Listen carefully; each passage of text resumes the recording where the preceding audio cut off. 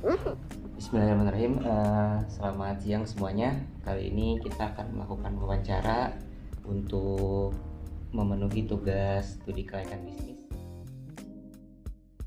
Kak siapa? Aku Suhaila. Kak Suhaila dan Kak. Iya. Oke, langsung saja kita akan bincang-bincang sama Kak Tiara dan Kak Suha.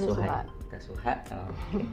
Suha ini mungkin dari teman-teman ada yang mau bertanya nggak tentang seputar studi kelayakan bisnis sama Oke, aku mau nanya nih Kak, awal mula Kakak kepikiran untuk buka usaha ini tuh apa sih? Jadi awalnya suka K-pop kan, jadi kita memilih produk itu, dan juga pada saat mata kuliah e-commerce itu semuanya itu kayak tentang jualan makanan, jualan minuman. Kita kayak nggak mau cuma itu aja doang, kita maunya yang beda. Jadinya kita mengambil Beats ini tentang seni gitu, dalam bidang seni kita mengambilnya seperti itu. Terus aku mau nanya lagi nih Kak, apakah Kakak memiliki izin atas usaha Kakak? Kalau untuk izin sekarang sih belum ada izin yang kayak izin usaha mikro gitu kan, kayak izin IUMK ya kalau nggak salah. Bukan, iya izin usaha kecil itu namanya IUMK ya kan. IUMK itu kalau nggak salah tuh pendapatan minimalnya 300 juta. Terus juga sekarang itu ada namanya NIB ya, nomor induk bisnis apa kalau nggak salah, nomor induk berusaha gitu. Itu juga sebenarnya gampang sih daftarnya, cuman kita belum daftarin, jadi belum ada kalau dengan untuk izin bisnis. Terus menurut Kakak, apakah usaha Kakak ini tuh udah memenuhi ketentuan hukum? Kalau untuk hukum secara general mungkin udah kali ya, tapi kalau seandainya untuk kayak legalitas penjualan yang kayak tadi kita bilang itu, kita belum mendaftarin legalitas penjualan karena emang belum memenuhi syarat juga sih. Tapi usaha yang Kakak milikin itu semuanya bisa dibilang legal atau enggak sih? Legal sih, insya Allah ya legal, karena emang kalau seandainya daftar kayak gitu kan gara-gara pajak kan ya, buat legalitas kita kayaknya belum sampai, pendapatannya belum sebanyak itu buat sampai dipotong pajak gitu. Okay. Lagi?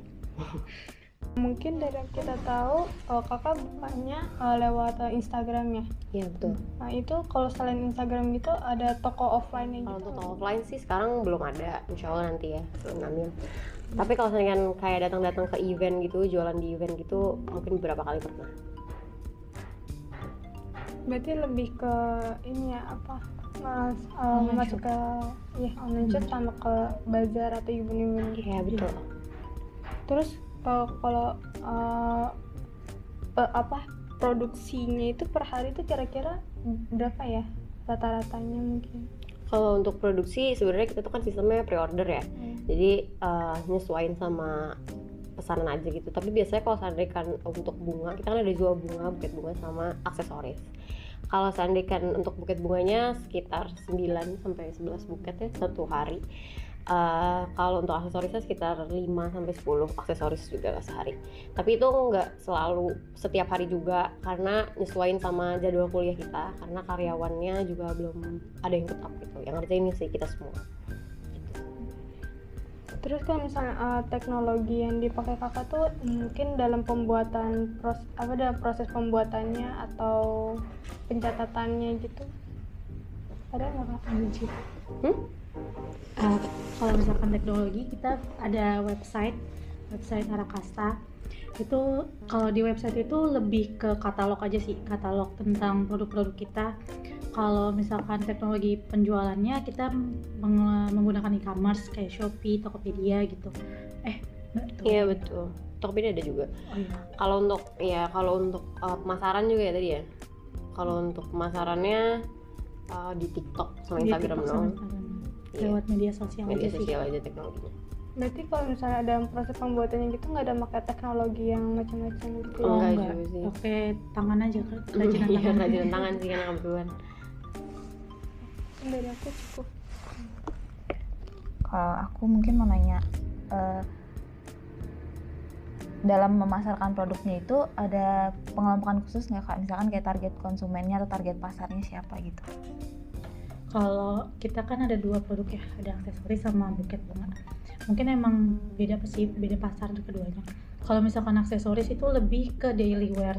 Jadi kayak ke remaja-remaja yang suka K-pop, suka tentang fashion kayak gitu. Jadi kita tentang daily wear kalau misalkan aksesoris, tapi kalau misalkan buket bunga itu lebih ke event kayak event wisuda, birthday, atau mau kasih gift ke pasangan kayak gitu. Jadi pasarnya mungkin berbeda, tapi kalangannya masih kalangan di remaja juga kayak gitu. Kalau untuk bauran pemasarannya itu kira-kira produknya ada apa aja Kak? Sama kisaran harganya? Kita ada aksesoris itu ada gelang, cincin. Gelang itu di harga sekitar 15.000, cincin di harga 7.500. Lalu ada kalung di harga 35.000. Ada phone strap itu di harga 25.000. Ada strap masker di harga 25.000 juga. Terus ada bunga, bunga ada 3 ukuran. Ada sikia itu small, sikia itu harganya mulai dari 29 ribuan. Kalau yang medium itu namanya handia, itu harganya kurang lebih 49 ribuan. Terus ada handia itu yang large, itu ukurannya harganya 79 ribuan. Kalau tempat produksinya itu ada tempat khusus atau? Untuk produksinya sekarang itu sih masih di rumah ya, lebih seringnya sih di rumah aku. Tapi untuk sekarang ini karena lagi bulan puasa juga, jadi kita juga ngerjain di rumah masing-masing, dikirim di rumah masing-masing gitu. Masih di rumah aja sih. Kalau dari aku sih Oke. Angel ya, gimana? Kalau pertanyaan dari saya ini mengenai finansialnya Kak, waktu awal membuat UMKM ini dari mana modal yang Kakak dapatkan gitu? Kalau awal mula banget itu dari patungan sih, dari tim Rakasta gitu kan. Tapi terus kita daftar PMW, tahu kan ya PMW WNJ, terus dapat dana hibah dari PMW, dana modal dari PMW WNJ. Terus dari situ sih modal yang lumayan ngebantu dan lumayan gede. Kalau dalam pengelolaan uangnya gimana Kak dari bisnis Kakak ini sendiri? Kalau pengelolaan uang sih, maksudnya kayak kalau kan kayak cash flow gitu kan ya. Yeah. Kalau cash flow-nya itu ada laporannya setiap bulan, karena kita juga gajian kan setiap bulan. Jadi ada laporan keuangan setiap bulan, masuknya berapa, keluarnya berapa, biasa gitulah ya. Ada di sheet yang bisa diakses sama semua tim kita gitu. Jadi saling percaya. Baik Kak, pertanyaan selanjutnya, bagaimana cara Kakak manajemen waktu dalam bisnis ini kan sambil kuliah juga ya Kak? Kalau Sandekan itu karena tadi aku bilang juga, jadi kita produksinya itu kan pertama PO, jadi kita nyesuaiin kapan kita bakal bikin, kapan kita bakal kuliah, sesuai sama jadwal kuliah, sama jadwal minggu tugas juga gitu. Dan kita juga kan sistemnya PO, jadi kadang-kadang kita juga kalau emang pesanannya sekiranya menurut kita nggak bisa kita terima, ya dengan berat hati kita nggak terima gitu. Ya, makasih Kak, dari saya itu aja. Oke Kak, izin dari saya, dari usaha yang Kakak tekunin sekarang itu udah memberi dampak sosial ekonomi nggak sama lingkungan sekitar gitu? Kalau Sandekan dampak ekonomi sama lingkungan sekitar, kalau ekonomi sih mungkin ada sedikit doang kali ya, kayak karena kita juga usahanya masih kecil-kecilan banget, jadi belum yang berdampak banget. Tapi paling karena kita kan nyari bahan baku juga ya, nah biasanya itu kita nyari bahan baku itu di toko yang sepi. Pertimbangannya satu, ngebantu dia biar tokonya jadi ada yang beli, kedua biar kita dapat stok yang banyak, lebih murah sih gitu. Sama kalau kayak nyari kardus gitu-gitu, biasa itu kita nyari kardusnya itu di warung-warung pinggir jalan. Iya, warung-warung pinggir jalan gitu. Jadi kita membantu dia untuk produksi lagi limbah kardusnya dia supaya berguna bagi kita. Iya gitu sih paling. Kalau dampak ekonominya berarti masih ke lingkungan Kakak ya, ke circle Kakak gitu ya. Betul. Terus ke depannya gini, ada kemungkinan berkembang nggak sehingga memberi dampak yang lebih luas lagi kepada lingkungan Kakak gitu? Sebenarnya tuh kita kan juga butuh karyawan ya, karena ini kan kerajinan tangan gitu. Sekarang ini juga karyawannya ada tapi kayak cuman cabutan gitu, yang kayak sekali datang terus udah dibayar gitu, nggak yang tetap.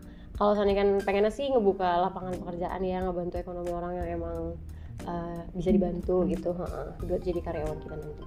Depannya sih kayak gitu, insya Allah. Kalau begitu udah bagus sekali ya Kak ya, tadi memberi dampak positif kepada lingkungan. Kakak juga bisnisnya berperan sebagai membantu daur ulang kardus tadi Kak. Selain itu ada lagi nggak kak yang kakak lakuin di usaha kakak ini untuk memperbaiki keadaan lingkungan sekitar gitu dalam berbagai aspek apapun gitu, misalnya mendaur ulang ataupun mempekerjakan gitu? Kalau mendaur ulang sih kayaknya kita cuman kardus doang ya yang baru kita daur ulang, kayak kardus bekas itu jadiin packing sama kita, dijadiin kardus packingan yang masih layak pakai ya tentunya. Terus kalau seandainya sosial apa ya mungkin? Bingung kalau Sosial untuk saat ini masih yang memperkerjakan mahasiswa-mahasiswa yang mungkin yang gabut ya. Kalau misalkan gabut mungkin ya. kurang kerjaan, kurang kuliahnya udah selesai misalkan gitu, bingung mau ngapain lagi gitu. bermain. Jadi ikut aja Raka Style gitu. Kita bermain kan, mainnya nggak jelas kemana juga. Jadi mending kita bikin kerajinan tangan. Jadi ada ya kayak dampak positifnya untuk lingkungan sekitar gitu kayak. Oke. Terima kasih. Dari teman-teman ada yang mau bertanya lagi? Pernah nggak sih kak kalau misalnya kayak dalam satu hari itu pesanannya tuh benar-benar banyak gitu, itu kakak ngatasinnya tuh gimana? Pernah sih waktu itu tuh FYP TikTok, kita kan jualan di TikTok juga. Terus TikToknya sempat FYP, terus yang mesen langsung membludak gitu ya. Kalau harian itu kita nanganinnya ya lembur aja sih paling. Iya, hampir sampai nginep-nginep kali ya ngerjainnya. Tapi sebisa mungkin selama kita masih bisa nerima pesanan, kita bakal terus nerima pesanan gitu, nggak nolak. Ada lagi yang mau ditanyain? Oke, terima kasih kak udah membantu kita dalam menyelesaikan penugasan SKB ini. Kasih juga ya. Semoga kedepannya usaha kakak nih seperti yang direncanakan ya, bisa Amin ya Allah, amin. berdampak lebih kepada lingkungan sekitar. Oke, terima kasih ya kak. Amin.